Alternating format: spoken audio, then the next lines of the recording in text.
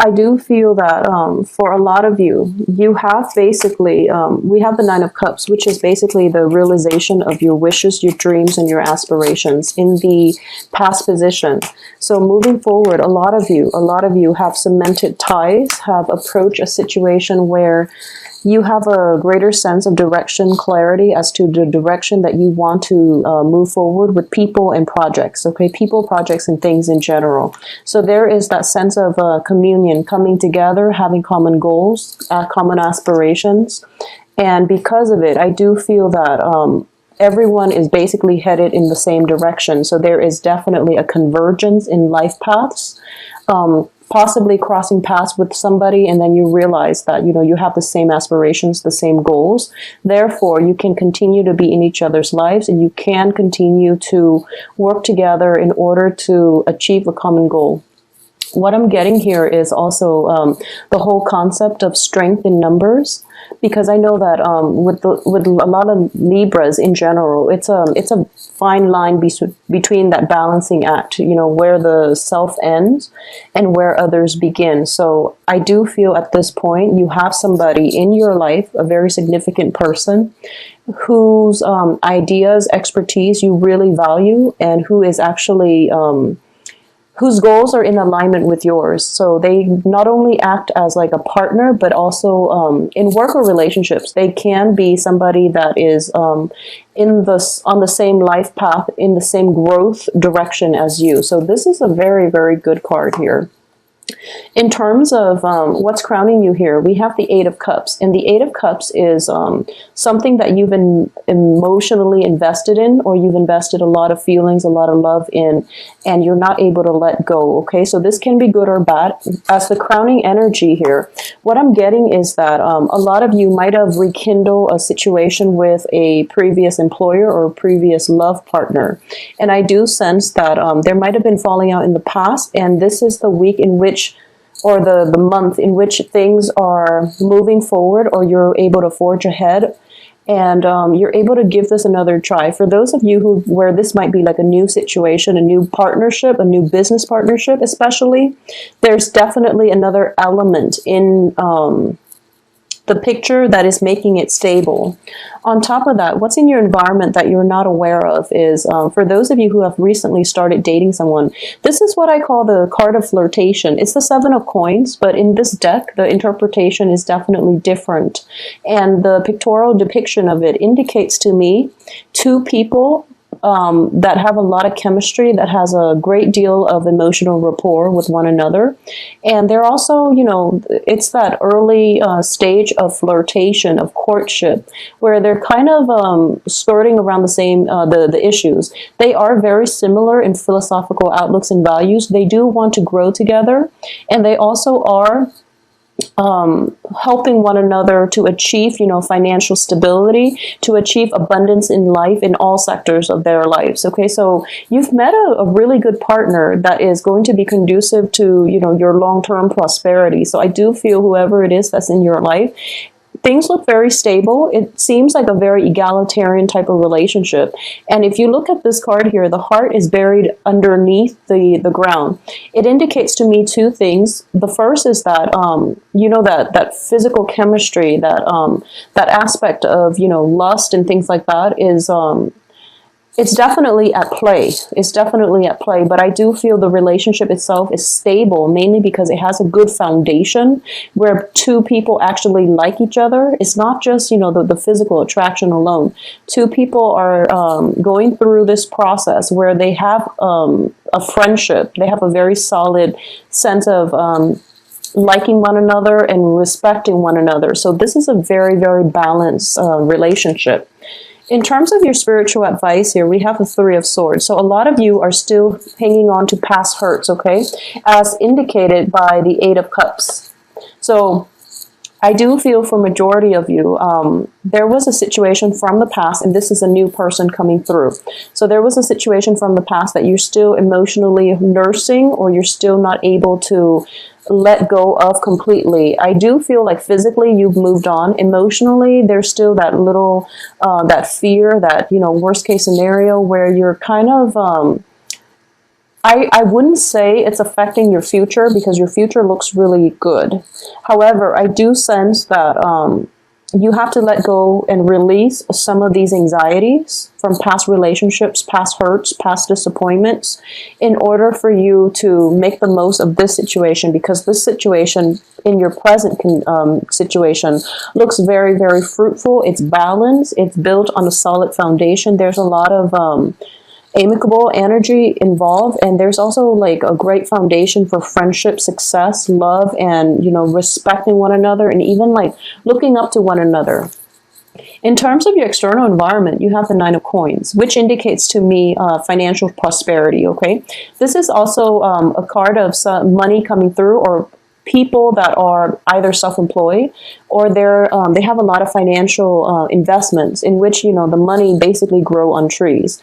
You're off doing your own thing, and the money grows grows itself. Basically, it takes care of itself. So whoever it is that you are financially or even romantically linked with, I do feel a sense of great financial prosperity. Either that person individually or as a couple, as a unit, you can work together to achieve a lot of financial prosperity, because I do feel the sun. I do feel, with the sun card, it's a card of great success. It's a card of joy, happiness, but also like a lot of abundance. Okay, so these two cards indicate to me a relationship in which people are not at cross purposes with one another.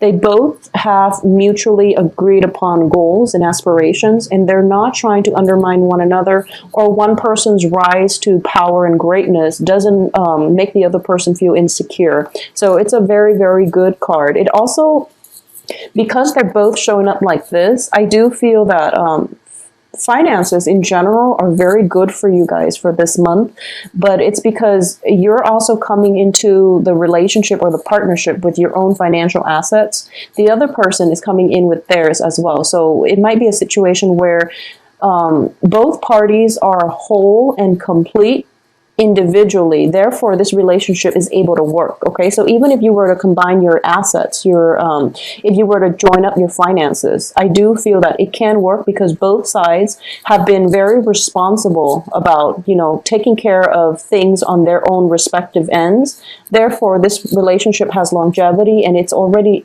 on a very stable footing. In terms of your hopes and fears here, I do have the Three of Wands. And the Three of Wands is basically embarking on a new path, and especially plans that you have that have been, in the works are now being implemented in the real world. Okay, so this is a very favorable card. It indicates to me definitely partnerships, definitely plans forging ahead, and just the power of execution. So you are looking for a lot of greatness in this. And I also feel as if, we have Three of Wands, Three of Coins. And in general, I do feel there might be, you might be in a partnership, and there might be like, as a result of it, it's such a good union that you're both attracting a lot of luck to you from an external source. It can be from like a financier. It can be from family. It can just be, in a universal way, a lot of good things are in the picture for you. As the outcome here, we have the Wheel of Fortune in the reverse, the Magician in the reverse, and also Knight of Wands in the reverse. So let's look at these. All the cards are very, very positive. However, the outcome here, I do feel that, once again, plans are in the manifestation stages, okay? We do have Mercury retrograde for this on the 17th of this month. So I do feel that this is something that it's really nice and blissful and just, very positive, which is a good thing. But I do feel that in general, you are still nursing this broken heart. You are still going back to a situation from the past, okay? And you are still trying to make things work. So when it comes to situations from the past, especially like lovers and things like that, going back in for round two, where it's kind of like one of those codependent, addictive type of relationships where you break up and you make up. The first month or so that you get back together, it could seem like very blissful. And then after that, things start to descend into chaos, because that's the nature of a codependent relationship. It becomes like an addiction, and you can't really clearly extract yourself from it. So a lot of you, possibly half of you, would be dealing with this energy. So I want you to be careful, because I do sense that the relationship has the potential to burn out. If this is like one of those old codependent relationship, okay, I feel that you were very, very happy in the past. So this is something that you're jumping back into without, I guess, without a game plan as to, you know, how are we going to do things differently this time around? And on top of that, if this is a work situation, don't start anything during the Mercury retrograde period, okay? It'll be out of its shadow period completely by the end of October. So that's the time for you to start projects, okay? So that's the time for you to move forward and push ahead. And for those of you who are going through this situation where you've left a lover behind and you're starting something new, and especially if you're starting something new with a fire sign, fire signs are Aries, Sagittarius, Leo. I do feel that take it for what it is. If you're having fun, just enjoy the process of having fun, okay? Because it is still a little bit problematic dating during the Mercury in retrograde period. People might renege on their promises, for example, or things are really, really good during, you know, the first few months of meeting one another, dating one another, courting one another. But then the reality of it is you might not, the energy itself, once Mercury is direct and station, and, you know, once we're out of that Mercury shadow period, I do feel that a lot of things will come up that will make you reassess this situation. So this is something to think about, and also, you know, be very, very slow and be very deliberate as to the direction of this relationship, because it seems to me like this is still the honeymoon stages. So it seems like it's still very new. So you want to take it slow. Additionally, I do sense that with the Magician in the reverse position, I do feel as if, you know, the power of manifestation and in general in the reverse, I do see this as the power of manipulation too, okay? That can come into the picture. This situation that you're in looks very, very favorable, looks very idyllic, and you might just want to keep it in suspension just like this, okay? But it's not allowing the relationship to progress. So you want it to progress in a natural way rather than controlling all the factors that are coming into play. Allow it to play out naturally. Okay, don't rush things. Don't push too fast, because I do feel there is potential for burning out and possibly jumping the gun and ruining a very, very positive experience. Okay, so be very careful about that, Libras. I do sense that when it comes to new financial situation, a lot of you have the 9 of coins here, 7 of coins. So it indicates to me that, you know, hard work is definitely going to be achieved, or money is going to be achieved through hard work, okay? Because external to you is the 9 of coins. However, internal to you is still the 7 of coins, which is waiting for that harvest, waiting for that huge payout, okay? Waiting for your work to pay out. So it's still, some work still needs to be revisited, still needs to be redone in order for you to change the situation 180, basically. So overall, a very, very positive second half of the month in September. Just don't push things too fast. Allow the right time. Allow, you know, look out for signs, and be open to things not going in the, or progressing in the time frame that you'd hope. And, you know, be patient about financial payouts, be patient with partners, be patient with new love interests. Allow situations to organically, naturally unfold rather than pushing full speed ahead, because I do feel like, you know, possibly jumping the gun, possibly burning out. Okay, so those are the only things. I do feel it is a positive relationship, and if there are investment opportunities that you're hoping for, it looks favorable. If there is a new job that you're hoping to land, accept the job. I would say that don't start the job or don't accept it after like the 17th, because it is Mercury in retrograde. So what happens is you might start this job, and then you might realize that the job description itself is not clearly defined. So what you're doing is very, very different from the job description that was advertised. Okay, so it's very problematic. So what also ends up happening is that you will go through, you know, for the next 3 months, you would work at this job.